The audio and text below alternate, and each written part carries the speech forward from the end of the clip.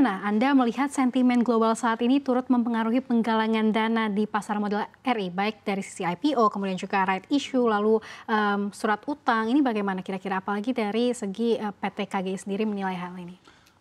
Ya, kalau dari sisi penggalangan dana, tentu IPO ini yang kalau IPO size besar-besar, yang sangat mengandalkan placement di fund-fund asing, itu pasti mengalami tantangan yang berat sekali.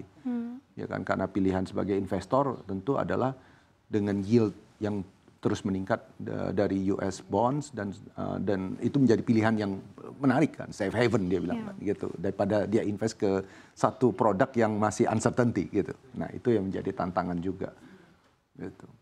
Dan kalau misalnya kita lihat dari sisi bonds, penerbitan bonds dengan tingkat bunga tinggi begini, ya memang menjadi tantangan bagi issuer gitu loh. Apakah mau mengeluarkan bonds dengan tingkat bunga lagi tinggi-tingginya begitu. Oke, tapi dari sisi pipeline PT KGI sendiri, apakah masih ada yang mengantri nih untuk IPO di tahun kita akhir masih tahun ada, sampai tahun kita depan? masih ada, tapi memang kita lebih cenderung ke medium, small to medium, karena memang mengandalkan retail investor. Oke. Ya kan? Nah itu, tapi ya balik lagi bahwa terlalu mengandalkan retail investor ini ya menyebabkan harga saham sangat vulnerable, ya kan. Namanya retail pasti mereka cenderung untuk mengambil profit taking, long termnya lebih tidak long term begitu kan, dibandingkan kalau institusi. Nah problemnya institution investor kita ini benar-benar sangat tidak berperan untuk small and medium cap gitu. Oke, ini untuk tahun depan juga masih ada antrian untuk IPO? Masih ada, masih. Oke, ini calon emitennya apakah juga ikut berhati-hati atau seperti apa? Kalau emiten sih selalu berharap, namanya mereka berharap untuk bisa mendapatkan dana, tapi kita juga sometimes harus memberikan informasi ke mereka bahwa nggak gampang, apalagi kalau itu big cap, ya kita kalau itu market cap yang cukup besar, yang mana kita harus mencari melakukan Reg S atau 144A itu tentu suatu tantangan yang besar sekali gitu. Baik, tapi dari tadi yang Anda sebutkan kan ada dari emiten yang institusional ataupun yang retail, ini mereka behaviornya sekarang seperti apa? Apakah mereka menahan atau cenderung mencoba begitu?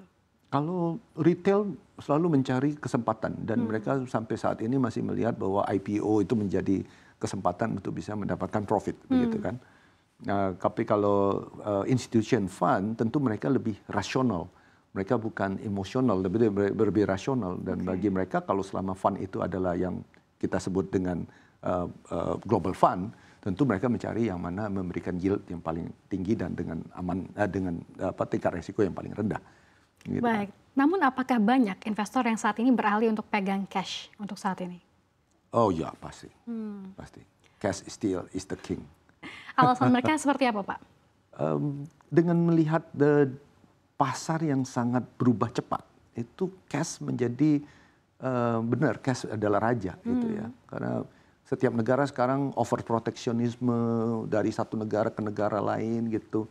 Terus program-program pemerintah yang mungkin bisa membuat investor menjadi bertanya-tanya apakah layak untuk mereka masuk ke negara tersebut begitu. Itu menjadi ini ya gitu.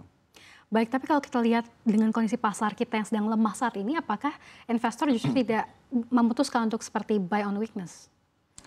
Oh ya, tapi when kita selalu berharap selalu bottom fishing, tapi bottomnya kapan kan? Nah itu yang apalagi dia melihat bahwa oh ini akan tarif, kita belum tahu nih dampaknya seperti apa tarif ini. Kalau ternyata suatu saat kita nggak tahu, ya, mungkin Amerika dan China menyatakan bahwa udahlah kita sepakatlah kita saling menguntungkan, sudah we don't put any tariff on your product gitu. Wah itu is a miracle karena itu berarti Fed akan menurunkan suku bunga kembali lebih lanjut dan itu menjadi market itu akan recover gitu kan. Baik, ini memang kebijakan kenaikan tarif Amerika Serikat untuk komoditas impor ini memang sangat mengganggu sekali pasar keuangan tanah air khususnya ya Pak ya. Oh, iya. Tapi kalau kita lihat dengan adanya nanti mungkin fenomena window dressing pada akhir tahun ini, seperti apa investor?